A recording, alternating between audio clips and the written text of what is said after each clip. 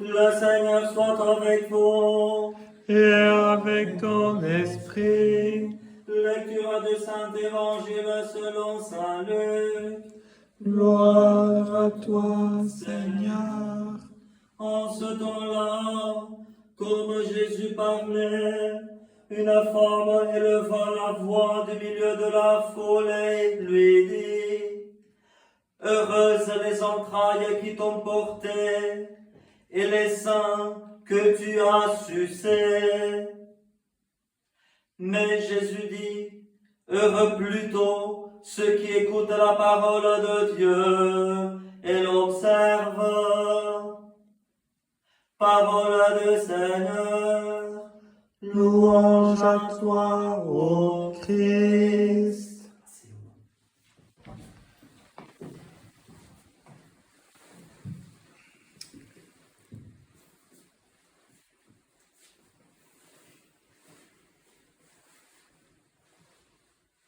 Pourquoi est-ce qu'il y a quelque chose plutôt que rien? Pourquoi est-ce que nous existons?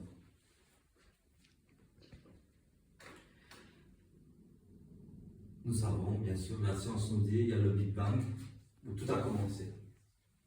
Bien sûr. Mais quelles étaient les probabilités, déjà, que ce Big Bang ait lieu? Et quelles étaient les probabilités que, malgré tout le Big Bang et tout ça, la Terre soit idéale pour que la vie naisse ici? Et quelles étaient les probabilités que la vie vienne à l'existence, que la première cellule existe?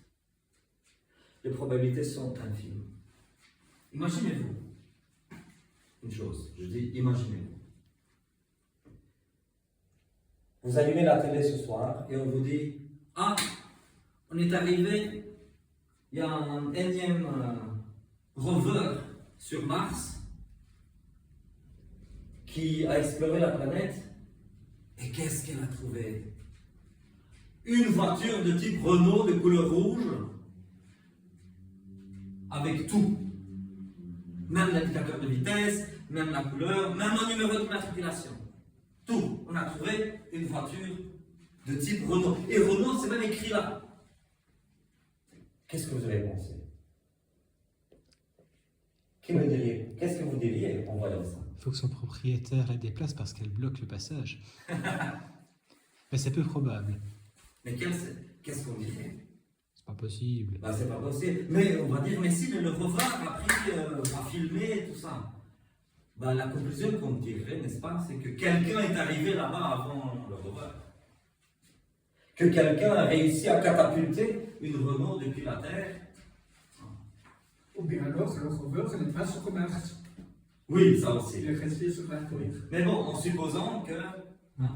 On dirait, mais après ça, imaginez-vous le scientifique, costard et cravate à la télé, à côté du présentateur qui va dire: non, tout n'est que le fruit du hasard. En fait, il y a eu des volcans qui ont fait que, et des vents, et des trucs, de la lave qui s'est formée, et en fait, tout ça, c'est fait par le pur hasard. Jusqu'à la dernière lettre du mot Renault, tout était un hasard, même le numéro de matriculation, sur lequel on voit un petit NL. C'est juste le hasard, c'est juste parce que la couleur était là, qui venait de je ne sais où. Tout n'est que...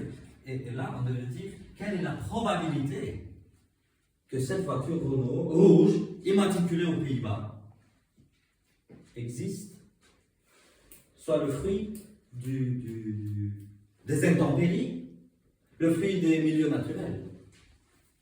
La probabilité serait infime. On dirait 1 à la puissance, je ne sais pas combien de milliards. 1 à 1 avec... La probabilité est infime. Le fait de croire que ça puisse se passer sans l'intervention de quelqu'un, alors ça demande une grande foi. La plus grande foi que j'ai jamais vue. Il faut avoir une foi tellement extrême de croire que ces probabilités infimes se sont passées. Bon, mais il y a plus qu'un Renault sur Mars. Chaque cellule humaine est une usine. Humaine, animale, hein, des fleurs à l'hôtel. Chaque cellule est une usine. Bon, nous ne sommes pas là pour dire à Dieu comment faire son œuvre, mais il se fait que cette usine qui est une cellule n'a pas pu venir. La probabilité que la vie vienne, la probabilité que la vie surgisse sans l'intervention de quelqu'un d'intelligent est 1 à 1 la puissance de je ne sais pas combien. Il faut la foi de l'athée, c'est la plus grande foi que j'ai jamais vue dans ma vie. Parce qu'il faut croire à une probabilité tellement infime. Moi, je ne suis pas athée. Mais je trouve que la foi chrétienne, en tout cas théiste, déiste même, est beaucoup plus raisonnable que la foi dans l'improbable. Dans la foi dans l'improbable, en fait. La foi dans l'improbable. Dieu nous a créés. Nous sommes plus qu'un Renault sur Mars. Nous sommes des milliards de Renault sur des milliards de Mars. Bon, Dieu a créé. D'accord. Et voilà la planète Terre, autre chose. Si la Terre avait été plus proche du Soleil que ce qu'elle est maintenant, la vie n'aurait pas pu avoir lieu. Si la Terre avait été un peu plus loin, la vie n'aurait pas pu avoir lieu. Les conditions pour que la vie puisse se former sur Terre sont vraiment comme ça. Quelques mètres plus proche du Soleil ou plus loin du Soleil, et la vie n'aurait pas pu prendre naissance ici sur Terre. Donc, nous sommes des miracles vivants, nous sommes des miracles ambulants. Nous autres, cette plante,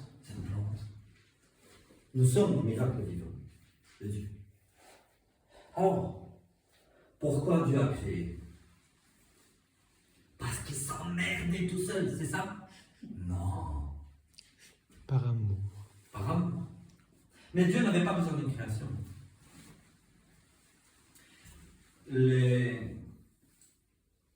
Les autres monothéistes que les chrétiens, il ne faut pas dire ça comme ça, mais ils croient en un Dieu solitaire. Un Dieu, et leur Dieu, on comprendrait la création par ce Dieu-là, tel qu'il l'imagine. Ils croient au même Dieu que nous, mais ils y croient sans le connaître. Dieu, dans l'éternité, il est là.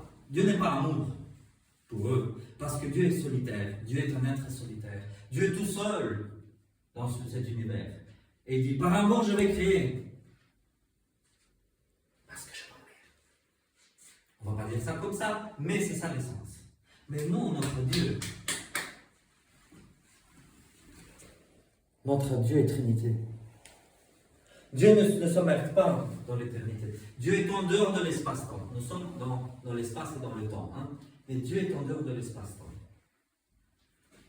Et Dieu est une communion d'amour entre les trois personnes de la Trinité. Le Père, en parlant en termes humains, c'est-à-dire avec un vocabulaire réduit, le Père fait naître de lui-même le Fils et il fait procéder, il fait surgir de lui l'Esprit Saint.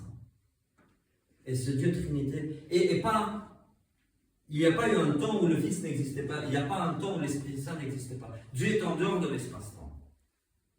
L'espace-temps est une création de Dieu. Saint Augustin sa Maxime le Confesseur avait très bien tiré cette conclusion.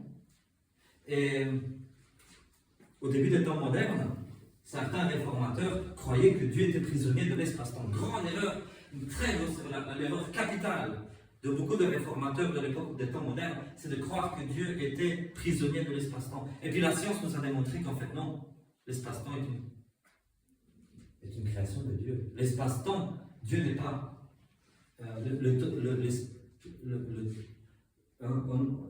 avec une vitesse extraordinaire, le temps se ralentit. Donc le temps n'est pas quelque chose de figé. Et c'est démontré par la science. Donc, Dieu est en dehors de l'espace-temps. Ok, donc il crée l'espace-temps, il crée les anges. Hein. Une grosse partie d'entre eux, à peu près un tiers, tombent dans l'orgueil et ils deviennent des démons. Il crée plein de choses et il crée les humains. Et puis voilà que les humains ils font quoi? La chute, tombent dans le péché. Hein. Nous sommes tous pécheurs. Hein. Et c'est là que Dieu décide lui-même de venir restaurer sa création déchue. C'est comme si je disais, on a un apiculteur parmi nous, n'est-ce pas? Et imagine-toi que il y a quelque chose de très mal qui se passe avec les abeilles. Que les abeilles commencent à s'entretuer sans raison. Et tu dis, mais qu'est-ce que je vais faire pour sauver mes abeilles? Et puis il y a plein de reines en formation, des larves de reines qui reçoivent de la gelée royale. Et puis voilà que les abeilles tuent même toutes les reines en formation, la vieille reine et tout ça. Et si tu avais le pouvoir, tu dirais quoi? Moi, je dis, si j'avais le pouvoir, je me transformerais en abeille pour aller mettre un peu d'ordre là. Parce que d'ici, j'ai un peu du mal. Bon, je caricature. Mais c'est un peu ce que Dieu a fait. Dieu décide de sortir un peu de l'espace-temps et de venir dans notre temps. Dans notre espace, dans notre temps. Dieu le Fils, comme il est déjà Fils du Père, il décide de devenir Fils de l'humain. Hein?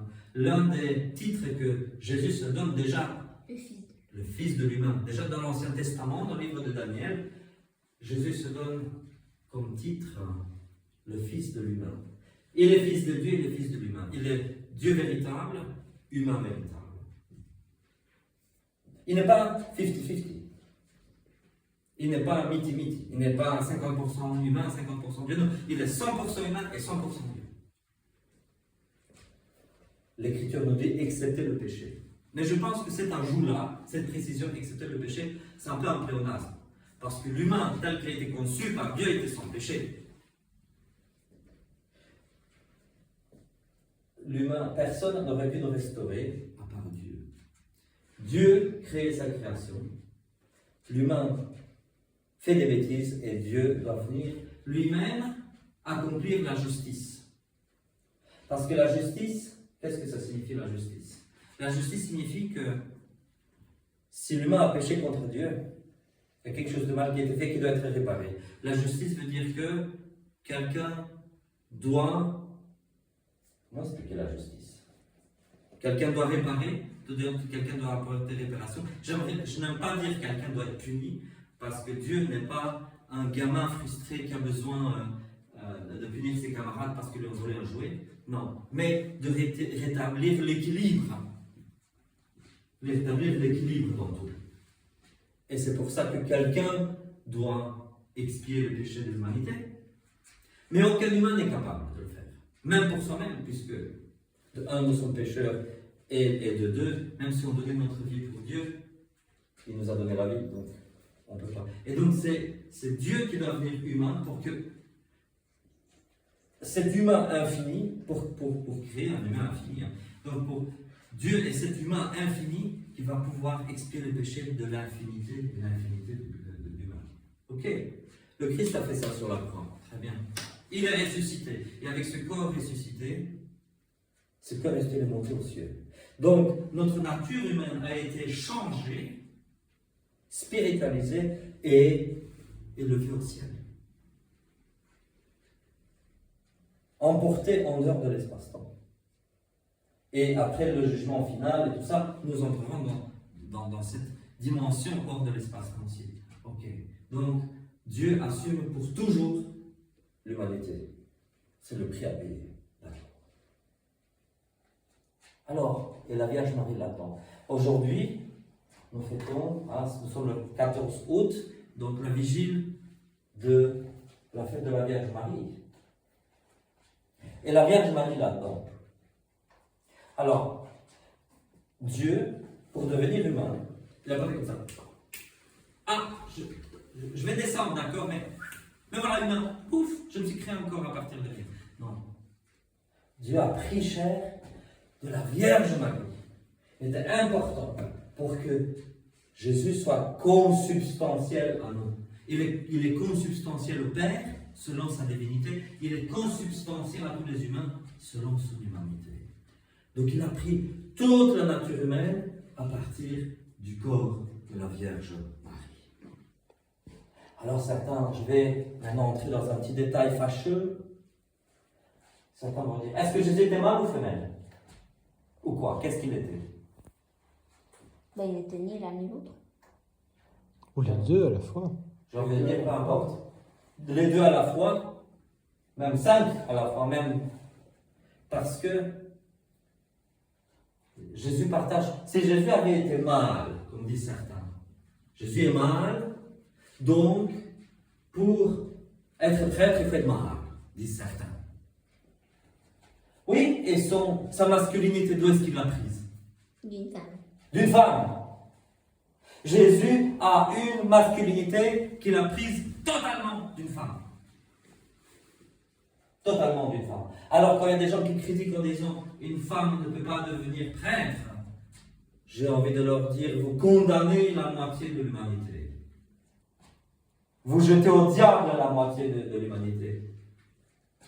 Et en plus, la Vierge Marie est aussi un symbole des prêtres.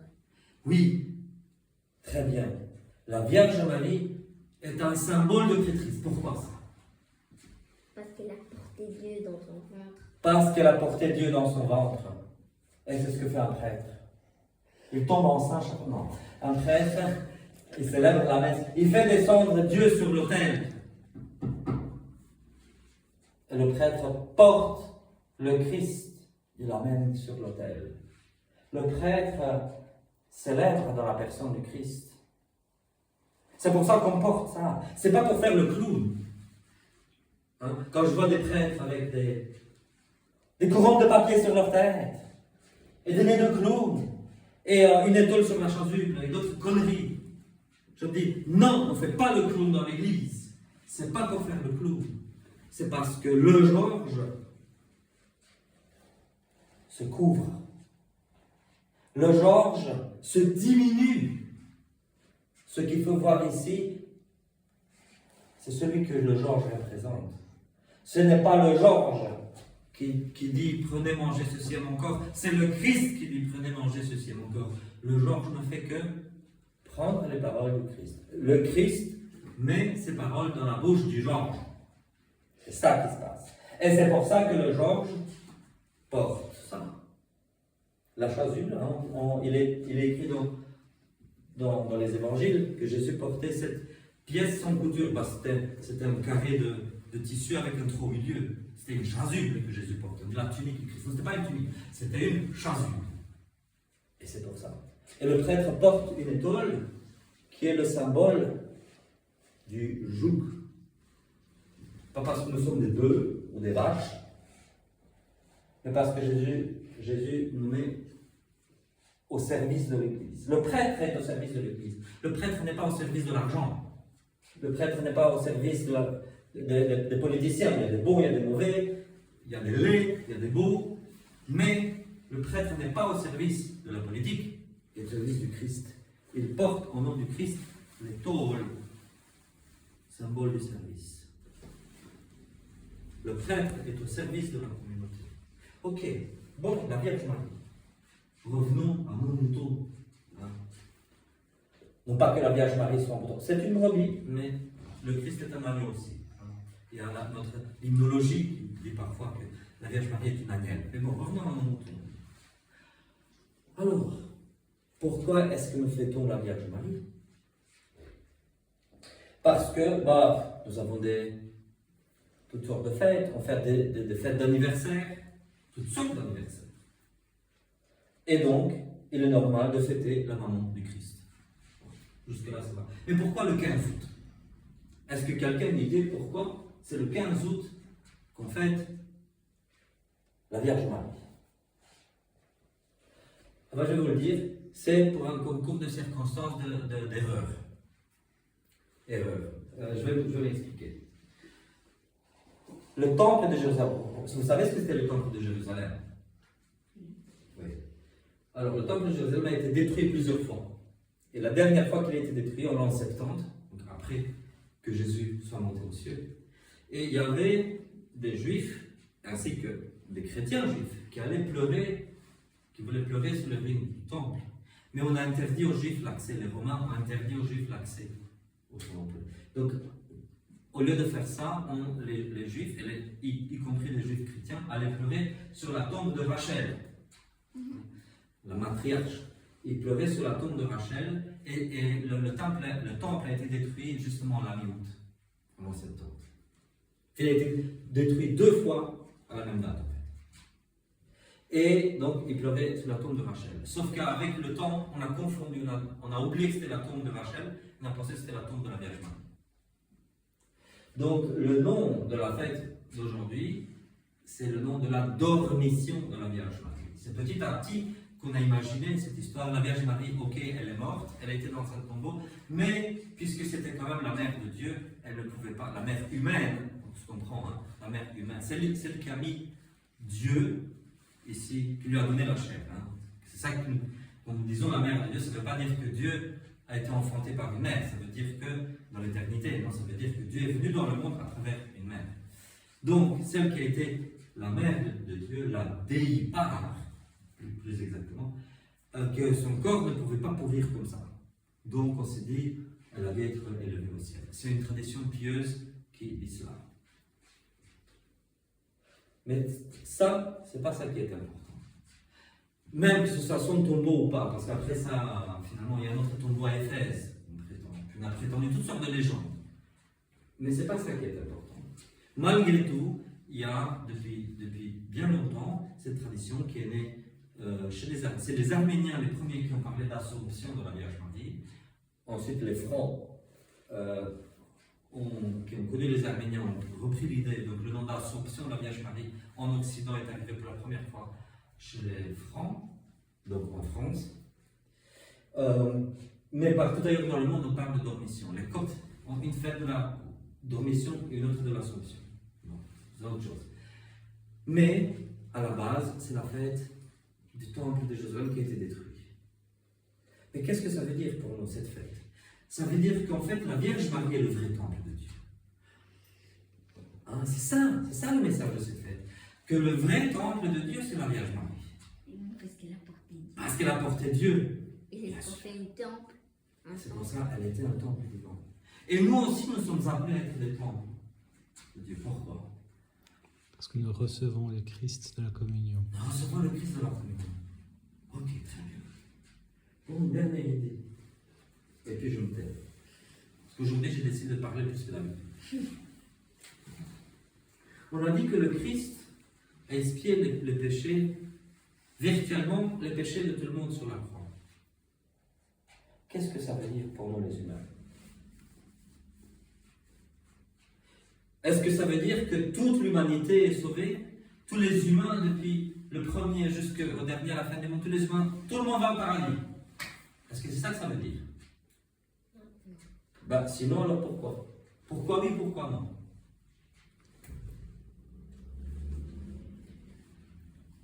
En fait, le prix que le Christ a payé sur la croix, il est virtuellement pour tous les humains. Donc, en principe, tous les humains devraient pouvoir être sauvés. En principe. Et pour ça, il faut accepter le don de Dieu. Parce que le salut est un don gratuit de Dieu. Alors, qu'est-ce qu'il faut faire pour recevoir ce don de Dieu? Accepter. Déjà l'accepter. Déjà l'accepter.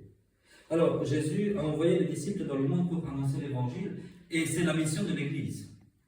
Et la première mission de l'Église, je vais dire autrement, la première mission de l'Église, c'est d'exister déjà. Et une fois qu'elle existe, elle doit annoncer l'évangile. Alors, ça veut dire quoi annoncer l'évangile? Venez chez nous, on a des biscuits. Non.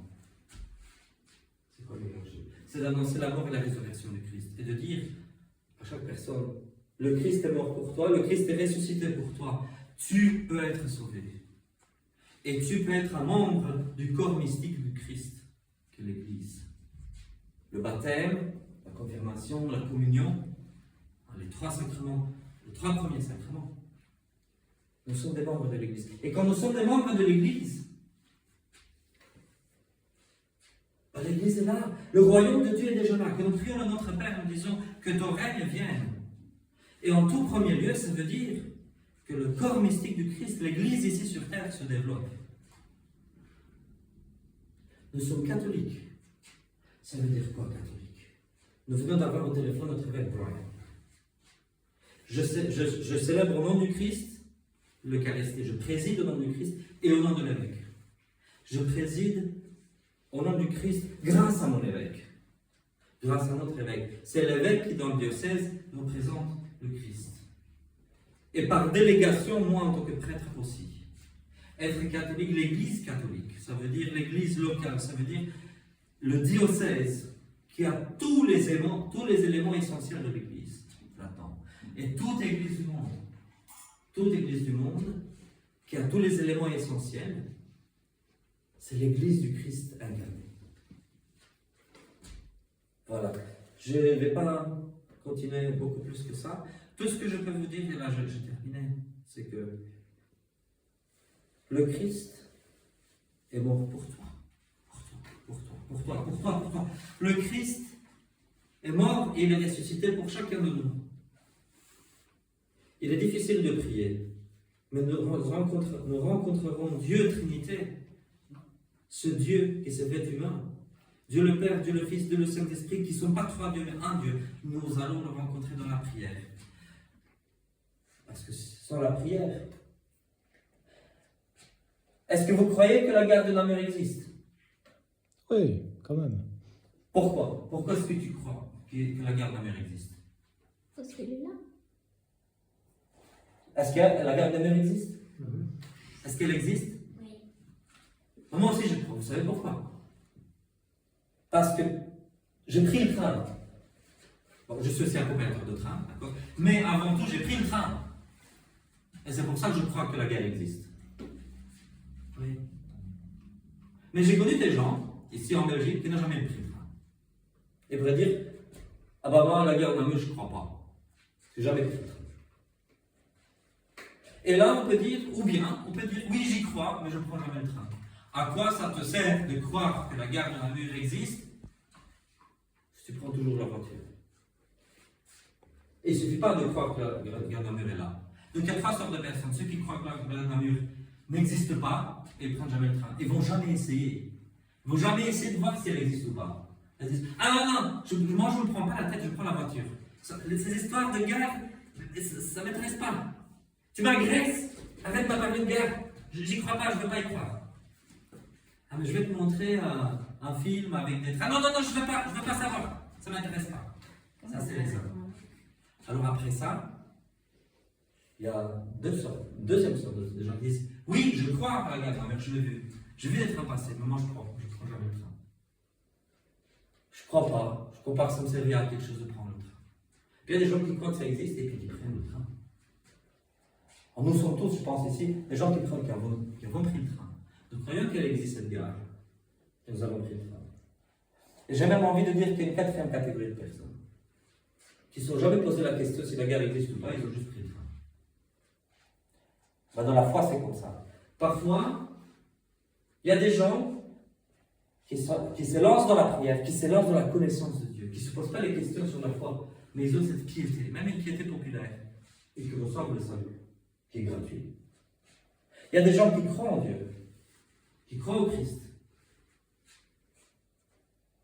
Des gens qui disent, oui, ça peut exister, ça peut pas exister, c'est une foutre. C'est pas une foutre. Qu'est-ce que tu veux que ça me calisse? Que Dieu existe ou pas, machin. Moi, j'aime ma vie, mon barbecue, mon chien, mon chat, mon jardin. Et puis je crèverai, et puis rien. Puis je crèverai, et puis voilà, ça finira. Dieu ou pas Dieu, je m'en fous. Ou bien, on peut se dire, oui, je crois qu'il y a Dieu, je crois en tout ça. Mais je suis plus qu'une usine, je suis des milliards d'usines.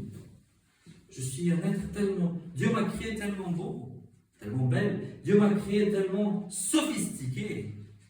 Je ne crois pas que Dieu m'a créé juste pour finir ensemble. Dieu m'a créé pour que, après la résurrection finale, j'hérite la vie éternelle. Parce que Dieu, finalement, n'est pas con. S'il m'a créé avec une telle sagesse, qu'il m'a créé tellement bien, c'est pas juste pour que je finisse en rien. Au nom du Père et du Fils et du Saint-Esprit.